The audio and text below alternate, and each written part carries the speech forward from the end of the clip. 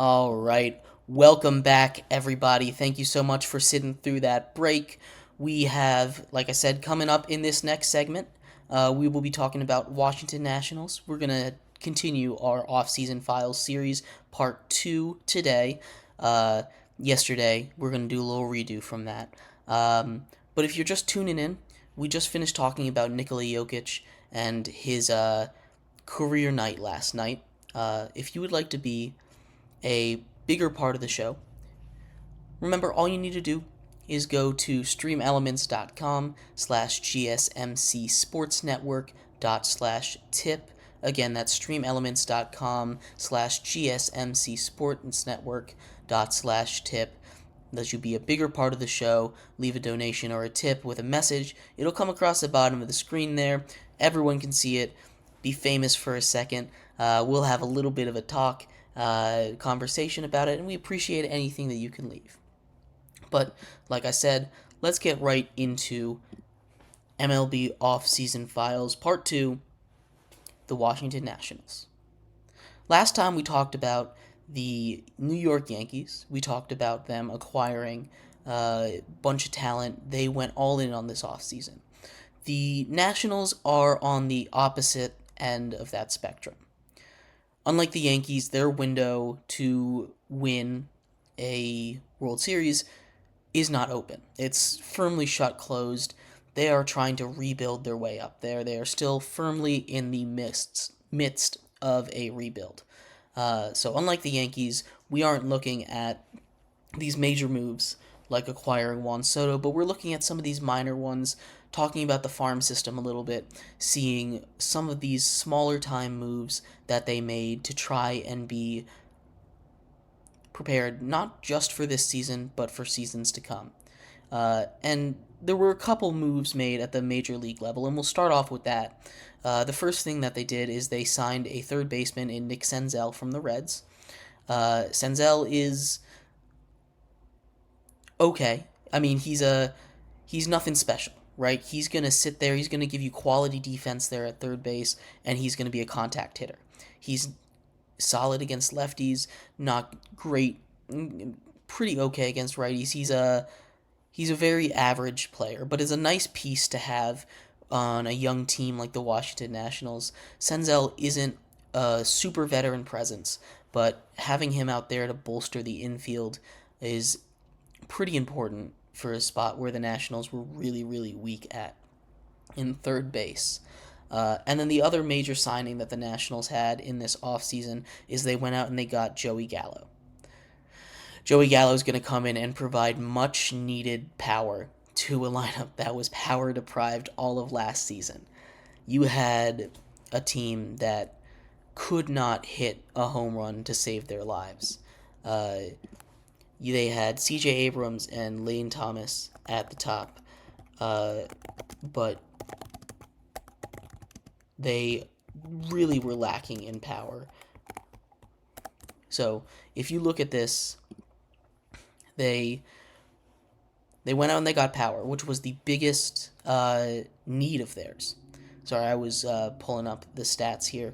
But yeah, the biggest need of theirs, adding power. Joey Gallo's going to do that. If he can hit for average, if he can for any kind of average, it's going to be a huge, huge gain for the Nationals. They got him relatively cheap, a 1-year deal. He's going to come out there and play in the outfield, shore up that spot for the Nats. My goodness. Thank you. Sorry. But adding him to the lineup, he's really going to improve that offense. So, yeah. Looking at the numbers, we talked about their lack of power. The Washington Nationals were 29th in the league in home runs. Only the Cleveland Guardians had hit less. Not a good spot to be in if you want to be a good baseball team. Regardless of the fact, the Nats still won 71 games last season. They won 71 games, which is much better than most people thought they were. And they made some improvements in this offseason. I know there's not a lot of expectation for them, but bringing guys up from their farm system is what's really going to make this team go. You talk about guys like James Wood, outfield prospect, top 10 consensus in all of baseball. Dylan Cruz, also a top 10 consensus prospect in all of baseball. At least one of those guys, if not both of them, should be, or I hope will be, on the roster for opening day. Obviously, we still need to make it through spring training, see how everything goes, see how they have adjusted to the MLB pitching. They were both in Double-A at the end of last season, and there were some struggles from James Wood with some whiffs, but it's not bad enough that if the Nationals think they can be good this season, which they probably aren't, to bring him up. Adding a guy like him and Dylan Cruz to that lineup, first of all, their defense is going to be a lot better. They are going to improve that lineup drastically, and it's going to bring butts to the seats, which is very important when we're talking about a rebuilding team. I know Washington is still a relatively big market, and their attendance numbers were fine last season, but it was nothing compared to when they were winning, obviously. So bringing these guys in, would be huge for them. What we're looking at for the outlook of the Washington Nationals, their pitching staff is really going to be the big question. You have two guys in Mackenzie Gore and Josiah Gray. Josiah Gray, who was the All-Star last season. You have two guys who have ace potential. And I say ace potential, they're not there yet. They have the ability to become it, especially Mackenzie Gore. If he can take that huge step forward, you look at a guy like him with plus fastball, and when he's on, he is on. There were games last season where he was unhittable, but there were more games last season where he was off. He just wasn't himself. He has some issues with control. His walk rate, I believe, is at 29% last season, which is way too high. He did have a really good strikeout rate. He was striking out almost 70% of the batters he faced. So there's positives and negatives to his game. But that fastball from Mackenzie Gore is something that's really terrifying if he can control it. He has the ability to be a true ace. Josiah Gray has been the ace of this rotation. And while he did make the All-Star game, he was the Nationals' lone representative. For those who don't know, every single MLB team sends at least one player to the All-Star game, and Josiah Gray was the Nationals' representative last season. Adding him in, having both of those guys at the front of the rotation, it's really boom or bust. Because while they're both really young, I believe they're both 24. Or right around their age, they're in the mid-20s. They both have not put it all together yet. Josiah Gray is a little bit closer, but Mackenzie Gore, he's coming off his first season, his first full season, I should say. He got injured 2 seasons ago.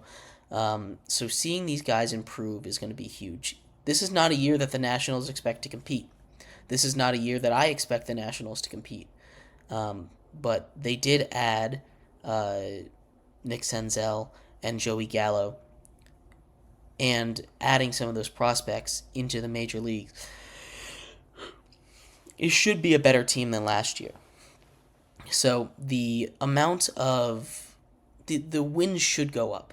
Now, I'm not going to try and sound too optimistic here, and take this with a grain of salt, because I am a Nats fan, but what we're going to look at here for their ceiling. When I say ceiling, I mean everything clicks. Josiah Gray and Mackenzie Gore become 2 aces on the mound.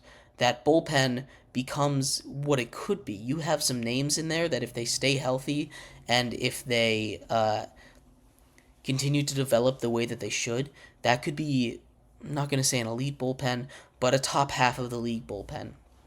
And then that lineup, if Joey Gallo can hit for any kind of average, that lineup's going to be really, really good.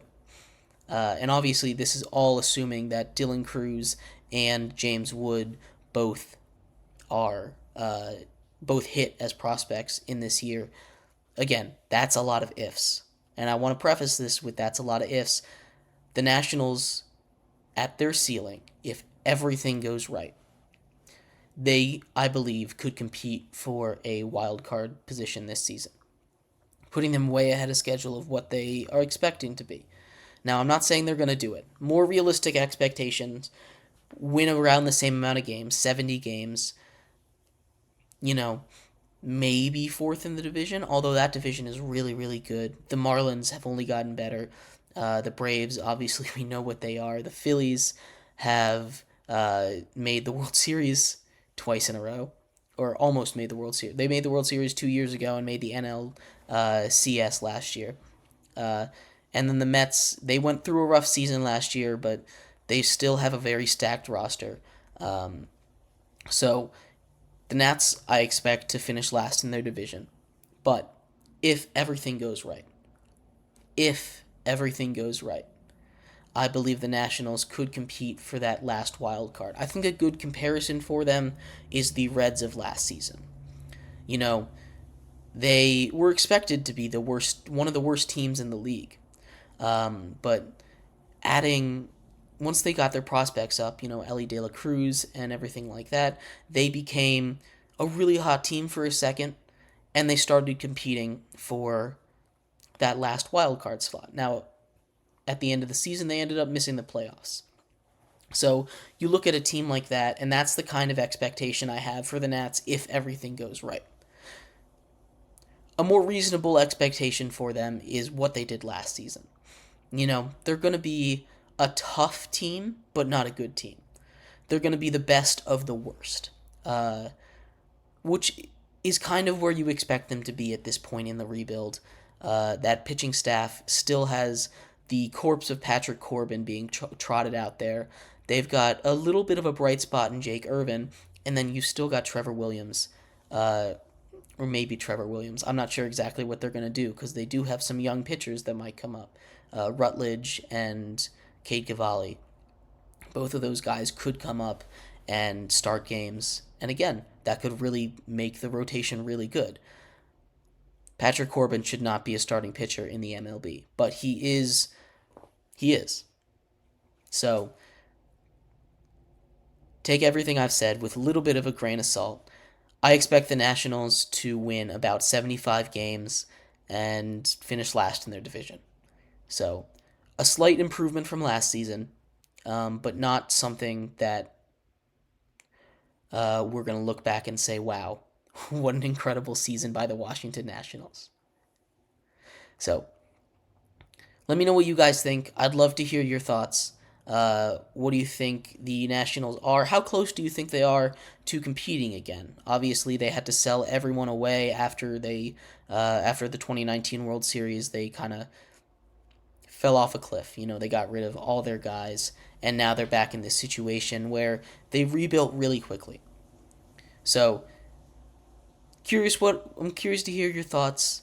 In our next segment, we are going to talk a little bit about some hockey. We're going to talk about Austin Matthews, his race for 70 goals. Could it happen? You'll have to stick around and find out, hear my thoughts. But thank you, everybody, so much for tuning in. We will be right back.